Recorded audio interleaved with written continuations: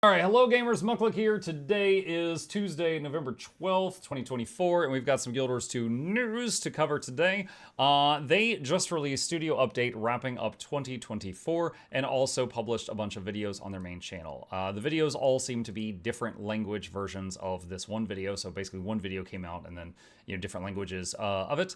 I have not seen or read any of this. A lot of people that have skimmed it have been like, Muck, this is huge news! So here we are, and I'm recording it just in case. Alright, so first off, it says Studio Update wrapping up 2024. And there's a video, so let's just do this in order. I've got the video open in a new tab. I have not watched this yet. Let's see what this is.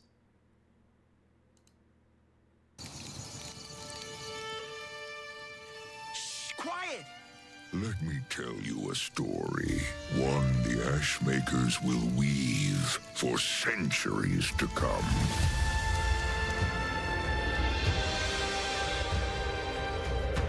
The day the Godspawn. Wayfinder and I crawl to the top of Mount Balrior.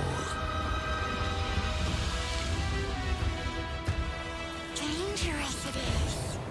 Indeed, it is a story of allies pitted against unrelenting challenge. The fight for survival. I have something to say there, but I'm letting it finish The first. tools we used to carve out legend. The sting of betrayal when affection has just begun to bud. So, what happens? Well,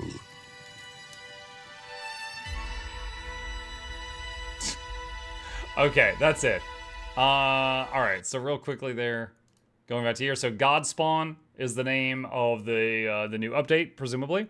Talking about, him and the Wayfinder going up onto the mountain. Talking about how dangerous it is. Alright, so right here. Is that him or a different bear? Like, looks like they're doing some, crazy magic and stuff there. And I seem to remember them hating magic. I'm not sure which bear this is. Also, I love the Naruto ninja hand sign. That's cool, too. So I'm wondering if they're going to be changing their viewpoint on that. And then most of this is just characters using spears, because Janthir. And then betrayal when affection has just begun to bud was clearly a reference to her actions in the previous update. I don't know if she's going to do more stuff. And then, there's the Titans. This is possibly the new raid wing right here. Hey. Ship says hi. Okay, so I think that's really all I have to extrapolate from that. So, going back to the news post. And as always, there will be links to all of this down below. Greetings, Tyrians. It's hard to believe it's already been a few months since Guild Wars 2 Janthir Wilds launched. As we wind down 2024, we'd like to give the community an update about all things Guild Wars 2. Our 5th expansion added one of the most requested features to the game, homesteads, and it's been wonderful watching the creativity of players as they decorate their new homes. You also get to experience the beauty of lowland shores and survive the dangers of Janthir Century with your new allies, the Lowland Coden. With the Coden's help, you are taught to wield spears and ride the Warclaw like you never have, but Guild Wars 2 Janthir Wilds has just begun, and in 1 week you'll be able to join forces to tackle our first raid in 5 years, craft a new legendary spear, and continue your journey with the Lowland Coden. And then there's a nice little picture here of a mountain with some smoke and steam coming out of the top of it. Alright, Guild Wars 2 Janthir Wilds Godspawn. Godspawn, the first of 3 major updates. You were bad. You ain't bad. You ain't nothing. Godspawn, the first of 3 major updates to Guild Wars 2 Janthir Wilds, is coming on November 19th. 3 new story chapters will continue your adventure against the threat of the Titans. Will you and your allies be able to uncover a path to securing peace for the inhabitants of the Isles of Janthir?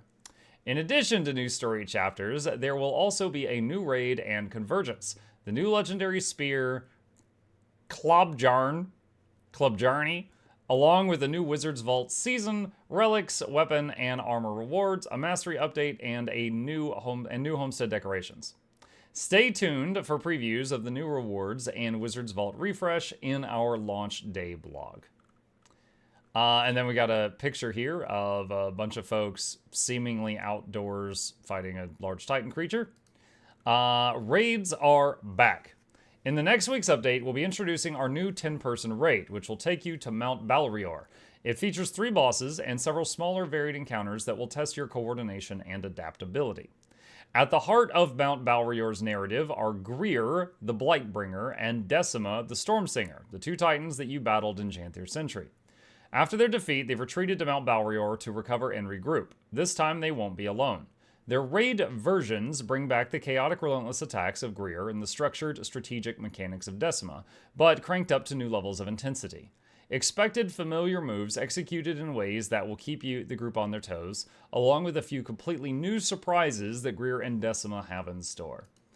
Lore-wise, that doesn't make any sense to me that they were holding back on powers that they didn't use when we almost killed them last time. But maybe the battery packs were in the Mount Balrior or something and they had to go pick them up.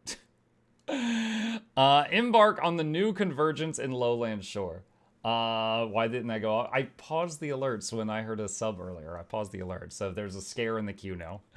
Embark on the new Convergence in Lowland Shore. For a different flavor of group content, we're also launching a new Convergence in the Godspawn update. Like the Convergence in Guild Wars 2 Secrets of the Obscure, up to 50 players can participate in public squads every 3 hours, with private squads able to start at any time. Expect a challenge comparable to Guild Wars 2 Soto Convergence bosses, with most groups completing it in 20 to 30 minutes. In this journey, Stoic Alder, the Claw of the Lowland Coden, narrates your adventures to young Coden cubs, adding unique story twists with every playthrough. Oh my gosh, he's just going to embellish the story, and then we're going to just almost die. Fans of Greer and Decima will find familiar attacks, but with adaptations that make this event a fresh experience. As our first multi-purpose map, Mount Balrior includes hidden passages and adaptive designs, setting the stage for future rotations of bosses and a challenge mode arriving later next year. Stay tuned as we dive deeper into what's next for both raids and convergences in an upcoming blog later this week. And then we've got a picture here of, it's just someone with a fantastic hat sitting on a Warclaw outside. Is this in World v World? I see the flag. I think this might be in that World v World capture point. And then going into World v World updates. So yeah, probably was. Our team is focused on refining core systems in World v World while we continue planning for some of our larger, longer-term goals. I did just do a video based on last night's new news related to World v World. So if this skims some of that, the video will have more details. Our major area of focus is incentivizing winning, or in other words, creating shared goals that encourage teamwork. We've consistently heard 2 pieces of feedback. Players often have different preferences for defending versus not defending, and more generally, many players feel that there aren't enough incentives to win matchups. By aligning team goals around winning, we hope to address both of these issues. It's a big task, but it's one we're dedicated to, and we're excited to start rolling out improvements. We're also making some significant scoring adjustments for the first time in a while. This is an essential step in aligning player goals and encouraging teams to prioritize winning together. We've updated PPK, or points per kill values, the points for capturing objectives, and will soon launch adjusted victory point numbers tailored to different time zone coverage. This last part was covered in the previous video. For example, if you win Stone Mist Castle at prime time, like 5 p.m. your time, it is going to be worth way more points than if you did it at like 2 in the morning when no one's online. He hears mom. Did you see him perk up? He heard her come in. In the short term, we've been updating several key parts of World v World game elements. We've overhauled the siege system, improved the participation system to make earning repel credit more consistent. They basically made it to where if you're defending, it is really, really easy to get the bronze reward for repelling. So they specifically said they want healers and stuff to be able to get this and not feel left out. And introduce new attribute combinations exclusive to World v World, alongside tweaks to existing ones that don't impact PvE. See, I paused the alerts for Twitch and stuff like that. I can't pause the ones for Patreon. They cannot be controlled. Let's see, new attribute. Okay, so they were adding, I believe it was a Demolisher amulet, is being added to Demolisher stats for PvE and also World v World. We are also working to adjust certain tactics and strengthen objective lords to better serve as rally points for defenders. They're buffing the healing mist to give protection, and they are increasing the health of Tower Lords and Keep Lords to match the Stone Mist Castle Lord. There are some loud members of the community that are not too happy about that, but that is what they're doing. That is the change they're referring to. To make World v World more rewarding, we've added unique skins, infusions, new ways to spend World v World currencies, and better skirmish track rewards. Accessibility for new players is a key goal too. The Warclaw is now immediately available in World v World. Mastering it is faster, and new exotic gear with selectable attributes is readily obtainable. And then we got a picture here of a keep. And World v World restructuring and competitive updates. The World Restructuring team is currently focused on larger improvements to the team creation algorithm, with special consideration given to improving the issue described in this forum post. And there is a link to... which forum post is this? Well, there's a link to another post where they talk about this from some time in the past, and that's here if you want it. We're also enhancing the guild panel with a new UI element that displays which members have selected the guild as their World v World guild, making it easier for guilds to coordinate their World v World activities and avoid missing team creation lockout deadlines. So now your guild master can yell at you when you're representing the wrong team. Additionally, we're updating the character selection screen, replacing world selection with a regional selection UI panel. This will allow seamless transfer between North American and European data centers. With this change, intra-region transfers will no longer be necessary, which also eliminates the risk of spending gems on redundant world transfers. Regional transfers will now have a flat cost of 500 gems, simplifying the process. Also, for players who took part in our PvP Pish beta event, we recently sent out a survey to gather feedback on the event, and we'll be reviewing the responses and then determining our next goals with the game mode. There will be more Pish news in 2025 as we continue to work with the community on building Pish PvP mode. I did not receive that survey. I'll have to check my email after this this broadcast and see if I got one later on. And there's a picture of a bunch of players here.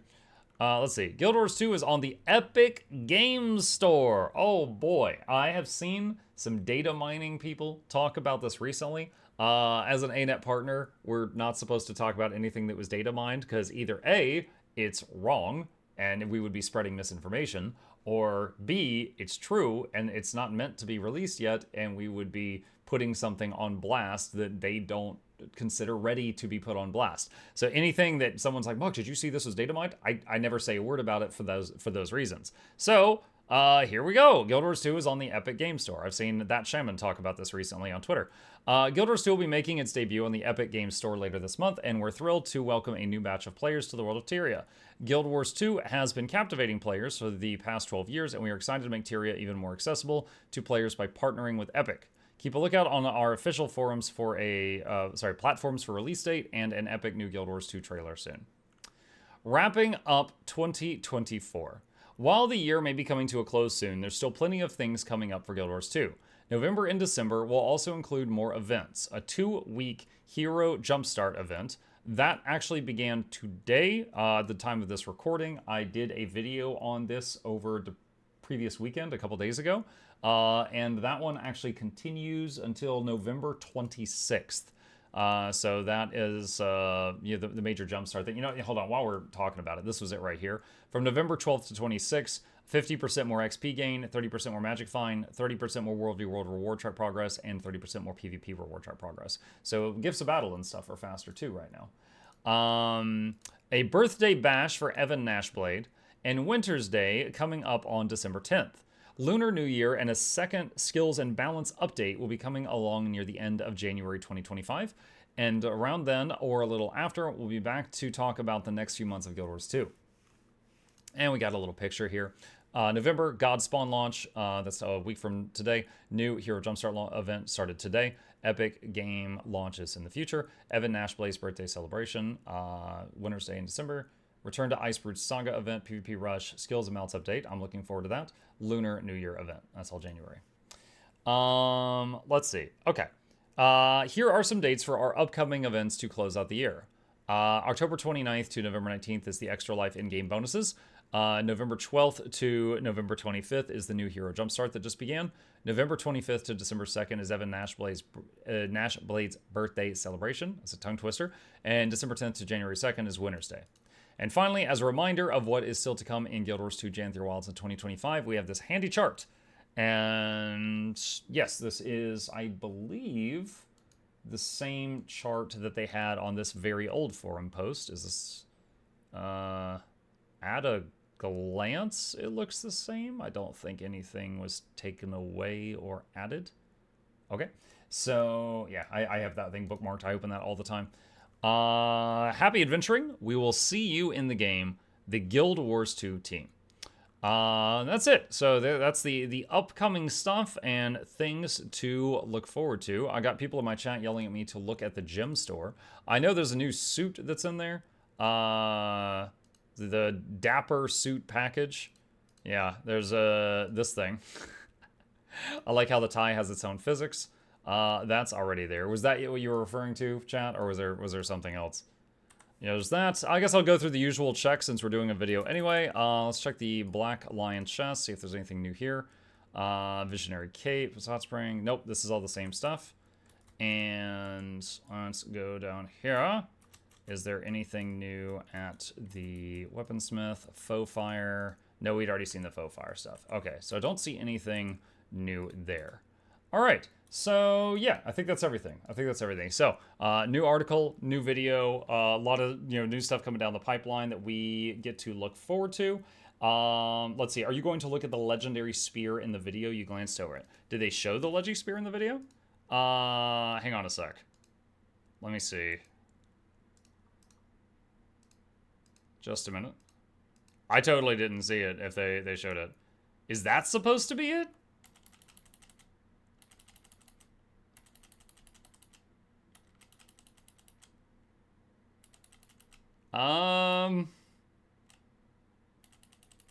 That's like, I don't know. That thing has so much stuff sticking out of it. The whole point of a spear is you're supposed to be able to stab it into someone. That looks like it's got like a lot of crap sticking out of the sides that would prevent you from stabbing it into someone. Looks like a trident or something. Yeah, I don't know. Okay, I'm gonna be honest. I saw this and I didn't think anything of it because I thought it was kind of ugly. I'm sorry. I'm making some artist cry right now. I'm sorry. It looks like something between like a trident and a Christmas tree. There's too much on it.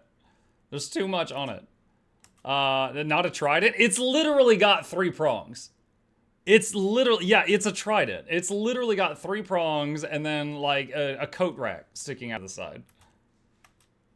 Okay, so everyone in this picture is wielding it. I guess that's it. Well, look at that. It's like glowing. Hold on a second. Is it like... Okay, so it looks like when she unsheathed it, like, it changed a little bit? Yeah. I don't know. Maybe like it's like a caffeine-free Exordium? Like, Exordium is another legendary that transforms when you pull it out. But see, like, she's got, like, the fork thing, and then she's got, like, a glowing spear bit. Maybe it gets some glow. Okay, hold on a sec. All right, so look there. Like, now this one for a second looks like a great sword, and that one in the background for a second looks like a great axe. Okay. This might be cooler than at first glance. It looks like it might have some different animations.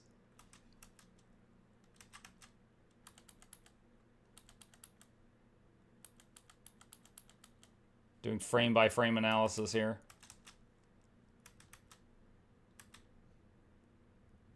Yeah. So, I guess when it's sheathed, it looks like the weird thing that we were discussing, and then when it's unsheathed, it gets like glowy bits based on how you're swinging it. So like right there, it looks like a spear tip.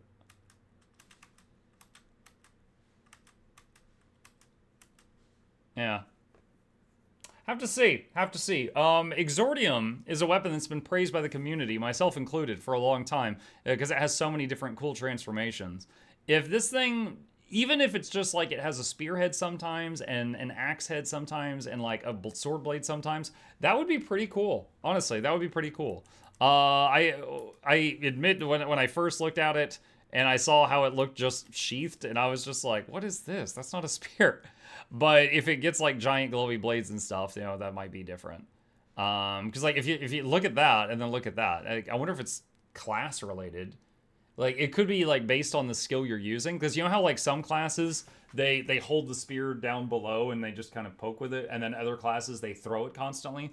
Maybe it depends on if you're using it as like range versus melee, or if you're class A versus class B, or if you're what type of attack you're doing. There's a lot of different options there, but consider me intrigued. I'm very interested to see what they're going to do with it. As always, I will be trying my best to get to the point guide for how to get the new legendary, as well as how to do the new raid bosses. Once I've got that stuff hammered out, I will get that out on the channel as soon as I'm able to do so. So if you have need of that, those will be out as soon as I'm able to get that done. But yeah, all right. So as always, if you want to see any of this stuff or any of the sources, I've got it linked down below. Don't you hate it when YouTubers talk about some new thing, they don't link the sources? I know I freaking do. So that's linked down below. If you got any questions, problems, thoughts, concerns, or comments, put them in the comment section, and I will fight you there.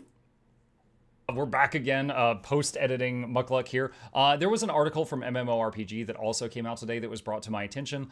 90% of this is already covered in the forum post that we covered. But there was a few nuggets of information that are new. One is we were talking about the spear, and we were looking through the video and trying to figure out like the different looks and stuff. There was a line here: you will have the opportunity to get your hands on the new legendary Convergence spear. This new weapon will help you on your journey to stop the looming chaos. ANET has designed 6 different possible looks for the blade.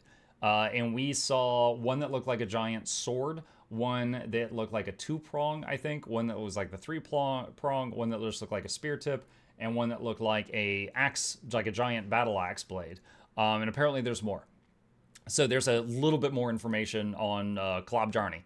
The other thing that was in this article that I didn't see before is new decorations and crafting recipes are coming for the Homesteads feature.